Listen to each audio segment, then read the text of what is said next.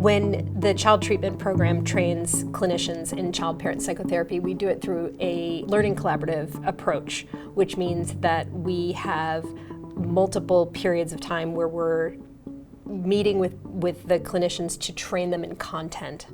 But then we also have periods in between those trainings where clinicians are actively working with cases. Our goal is that every clinician that comes through training in child-parent psychotherapy is working with 4 families, and that they are able to go through all the phases of the model. And we're providing a great deal of support to clinicians as they do that. We also remain available to clinicians after they've completed training. So when they have really difficult cases or something comes up, we are available to provide additional reflective consultation for them. We try to help make sure that as we are training clinicians in child-parent psychotherapy, we're really growing this community across the state of North Carolina.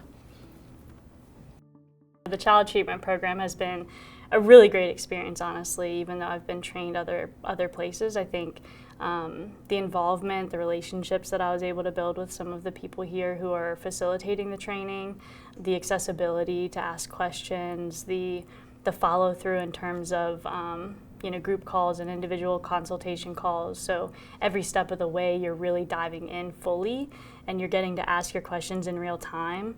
There's not necessarily a particular answer for child-parent psychotherapy, so it's really sharpening your clinical lens and your clinical perspective, because sometimes we can get too zoomed in and we just need somebody with a different perspective to challenge us. I think that providers need to know a number of things before they begin training in child-parent psychotherapy. We can think about the clinical skills that are necessary for child-parent psychotherapy. We can also think about where are different clinicians getting their referrals for child-parent psychotherapy.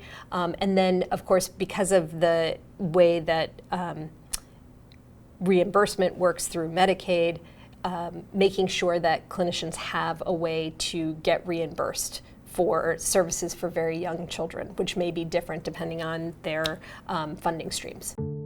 From the agency perspective, when you're getting started with CPP, I think it takes a little bit more time than some other models in terms of outside of session. Conceptualizing the assessments that you're doing and really having a good understanding of how they're interrelated and what they mean and how that reflects on the child, how that reflects on the parent, how that reflects on the child-parent relationship, and what that means for you intervening as the clinician. So there is a bit of, legwork outside of sessions, and that's not something that everybody always knows going in. And so I think agencies, I know the agency I work for, Hope Services, has done a lot of good work advocating for reimbursement rates, for example, that are adequate for the work and reflect the time that we're spending as clinicians, which helps us stay motivated to maintain this model because it is really a fantastic model.